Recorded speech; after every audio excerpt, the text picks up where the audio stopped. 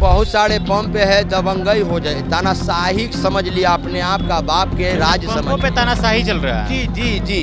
सरकार मुर्दाबाद, मुर्दाबाद, मुर्दाबाद, सरकार मुर्दाबाद, मुर्दाबाद, मुर्दाबाद। गैस देते हैं लेकिन जबरन 10 से 20 रुपया फालतू अवैध रुपया वसूला जाता है। हर पंप का कमाई हो गया 20 से 25 हजार रुपया हमारे अरमान से। शासन बंद करो, बंद करो, बंद करो, महंगाई पर रोक लगाओ। नमस्ते, मेरा नाम आदित्य है और आप सभी का पंचायत में स्वागत है। देखिए, अभी हम पटना जंक्शन पे आए हैं। यहाँ पे ऑटो चालक जो भाई हैं ये हड़ताल किए हुए हैं और ऑटो चलाना बंद कर दिए हैं। क्यों बंद किए हैं?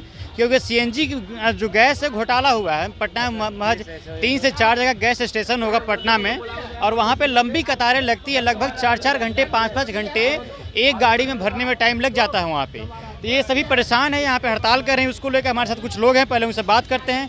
सबसे पहले अपना नाम बताइएगा। मेरा नाम हुआ श्री दयाल यादव। क्या मसला है पूरा आप लोग का? मसला है कि सीएनजी पहले हम लोग लेते थे तो 300-350 रुपया का गैस लगता था दिन भर में चलाते थे। तो पहले तो उसमें हम लोग लाइन लग के गैस लेते थे, अभी भी लाइन ही लेके गैस ले रहा हूँ। लेकिन बहुत सारे पंप है दबंगई हो जाए, तानाशाही समझ लिया, अपने आप का बाप के राज समझ। पंपों पे तानाशाही चल रहा है। जी जी जी। जैसे वो अपने आप के समझ रहे हैं कि मेरी बाप की राज हो गई है। गैस देते हैं लेकिन जबरन 10 से 20 रुपया फालतू अवैध रुपया वसूला जाता है। हर पंप का कमाई हो गया 20 से 25 हजार रुपया हमारे अरमान से। तो सरकार इस चीज़ के लिए नहीं ध्यान लगाएंगे तो क्या मैं सब दिन लुटाता रहूं? मैं लूटता रहूं? ऐसा सरकार का सोच हमको अच्छा नहीं लगा। और सीएनजी में घोटाला क्या है? आप लोग घोटाले की बात घोटाले की बात है यह कि जो गैस अब कर रहे हैं कि मोटा वाला गैस आ गया। अच्छा। तो मोटा वाला गैस आ गया तो उसका या उसका माइलेज बढ़ेगी तो बात सही है कि भाई चलो गैस बढ़ा, लेकिन माइलेज बढ़ा। अगर माइलेज नहीं बढ़ती है तो ये हमको 200-250 रुपया प्रति दिन का पैसा अवैध लग रहा है। आप लोग बता रहे हैं कि 4 किलो की टंकी में 6 केजी गैस भरा जा रहा है। हाँ, डायरेक्ट। तो ये कैसे, मतलब 4 किलो की टंकी में 6 किलो गैस हट जा रहा है? कहीं सर मैं रीडिंग उसका चेक नहीं कर सकता हूँ। इसलिए नहीं कर सकता हूँ कि मैं ऑटो चालक हूँ। और सरकार जो बैठाया है वही रीडिंग चेक कर सकते हैं जो उससे जुड़ा हुआ है। तो मैं सरकार नीतीश कुमार जी से कहना चाहता हूं कि वो कम से कम रीडिंग को चेक कराएं कि कहीं ना कहीं तो गलत है, कहीं ना कहीं गलत है या क्या बात है। अगर उसमें अगर सही करवाते हैं वो बहुत अच्छी बात है। ये नया सीएनजी परमिट के लिए भी दिक्कत है कि परमिट नहीं दे रहा है। ये जो गरीब आदमी जो लोन पर पैसा लेके और कर्जे पर पैसा लेके जो गाड़ी लिया, सब पेपर बना लिए, एक परमिट नहीं है। आज के बिहान होकर मुद्दा उठा देंगे कि परमिट का चेकिंग लगाओ, तो हम क्या करेंगे? ये तो मैं मर रहा हूँ, ऐसे भी मर जाऊँगा, ऐसे भी तो मरने के बाद मैं क्या करूँगा? इससे पहले डीजल चालू कराने के लिए मैं ही बोला था कि मैं फांसी लगाकर मर जाऊँगा। देखिए, बिहार सरकार सोचा इस चीज़ को कि मैं मर जाता हूँ तो मेरी तो सरकार बात सुन नहीं रही है। अभी भी इतना बोलने के बाद सरकार मेरी बात सुनेंगे या नहीं सुनेंगे वो तो तानाशाही की बात है। वो समझ लिए कि मैं भगवान हूँ, तो जनता ही भगवान को पूजा करने जाता है, कोई भगवान जनता के पास नहीं आता। मैं अभी भी आग्रह कर रहा हूं कि बहुत अच्छे पटना बदलने के लिए आप आए हैं, बदलिए, बहुत अच्छी लगी हमको भी। लेकिन आप नए गाड़ी है, नए परमिट आप चालू कीजिए और जो बिहार का नागरिक, पटना का नागरिक जो भी है उनको परमिट दिया जाए। और दूसरा बात यह है कि जो रीडिंग जो ज़्यादा उठ रहा है वो पैसा को आप चेकअप करवाइए। और जो अवैध रुपया जो वसूला जा रहा है पंप पर 10 से 20 रुपया, 25 रुपया, 50 रुपया, वो पैसा नहीं लगना चाहिए। देखिए, आपने पटना बदलने की बात की है, पटना बदलने की बात किया आपने। यहाँ पे बड़ी बड़ी इमारतें बन गई, बड़ी बड़ी रोड बन गई, इंफ्रास्ट्रक्चर सही हो गई। लेकिन आप कब से पटना में हैं, पहले ये बताइए आपने। मेरा जन्म क्रम जो है पटना पीएमसीएच का है। ठीक है। मैंने मैंने बचपना गुजारा मीठापुर दयानंद हाई स्कूल के सामने। वहाँ भी अपने अपने मकान वाले थे, बेच के सब चले गए। सब वहाँ पर बड़ा बड़ा अपार्टमेंट बन चुका। ठीक है, गरीबों का इसमें कितना मतलब बदलाव हुआ? आप बता रहे हैं पटना हम बदल रहे हैं, इसमें गरीब कितना बदले अभी तक? क्या गरीब कोई अमीर हो गया? हाँ, ये बात बोले, बहुत अच्छे बोले। पटना केवल बदलाया, गरीब गरीब हो गया। जो लो क्लास का, हम लोग जो पहले कमात खा लेते थे जितना चैन से, आज बेचैनी छाया हुआ।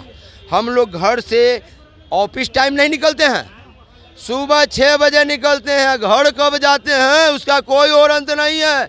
10 बजेगा, 11 बजेगा, 12 बजेगा, तो भी कमा ही रहे हैं, खा ही रहे हैं, रेंटर पर रह रहे हैं। हमारे लिए सरकार क्या बदलेंगे? बदल रहे हैं खाली पटना के नाम। एगो नगर निगम में आया था चकाचक पटना, ठीक है। वो हरा बोर्ड लगा के चकाचक पटना की ही, तो उनसे अब नहीं हुआ। अब दूसरा नगर निगम वाले अब वो आए तो कूड़ा उड़ा उठाने वाले, एगो वो बदलाव हुआ। और दूसरा में पुल, चलिए दिमाग लगाए उनको, अच्छा कि रोड वूड जो भी है पुल उल बहुत अच्छे दिमाग से काम किए, लेकिन गरीब के लिए भी आप कुछ सोचिए। जो गरीब मर रही है उसके लिए अब क्या गरीबे आदमी रोड पर चलेगा? अरे आप चलिएगा, लेकिन आज से 2 महीना पहले भी आप लोग 50,000 की संख्या में तकरीबन हड़ताल किए थे। उस टाइम पे डीएल गाड़ी बंद कर दी गई है सब, तो उससे बहुत लोगों के घर उजड़ भी गया वो सब बंद करने की वजह से। हाँ, हमने बोला था बहुत ना। लोग बेरोजगार भी हो गए उससे। हमने उस किसी समय के पास पैसा नहीं कि सीएनजी गाड़ी वो खरीद पाए, तो कैसे चल पाता है? उस समय भी हमने सरकार से मांग गुहार किया था कि 1 तारीख से बंद हुआ ना, हाँ। 31 तारीख है। एक या 2 को बंद हुआ। हाँ, यहाँ पे 20 से 25 हज़ार ऑटो चालकों को काम नौकरी छीन लिया गया था।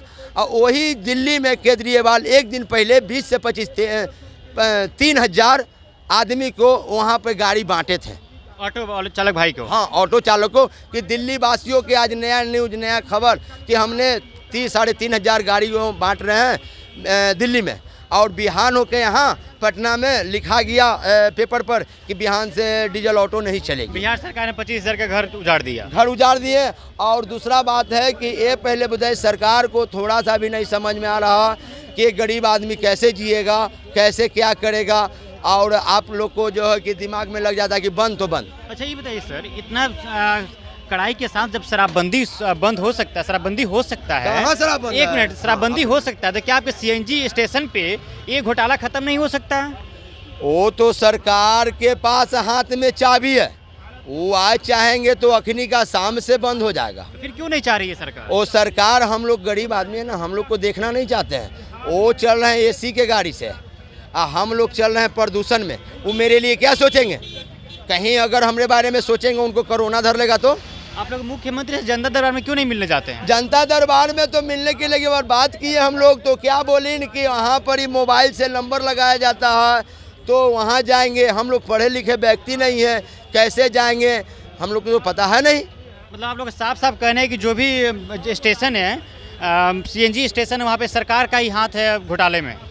अब सरकार का राज है तो सरकार ही का हाथ न है। देखिए हमारे साथ ये सभी ऑटो चालक भाई हैं और इनका साफ साफ कहना है कि सरकार का ही सीएनजी घोटाले में हाथ है। और जो 25,000 के तकरीबन जो ऑटो बंद हुआ था डीजल वाला, उसमें से बहुत लोग बेरोजगार हो गए हैं, बहुत लोग ऑटो खरीद नहीं पाए क्योंकि उनके पास पैसा नहीं था खरीदने के लिए। तो फिर देखते हैं आगे सरकार इस पर कितना एक्शन लेती है, सीएनजी स्टेशन में कितना एक्शन लेती है, उनके आगे की क्या कार्रवाई होती है, क्या बातें निकल के सामने आती है। तो फिलहाल इस बातचीत में इतना ही। मेरा नाम आदित्य और आप द पंचायत देख रहे थे। बहुत बहुत धन्यवाद।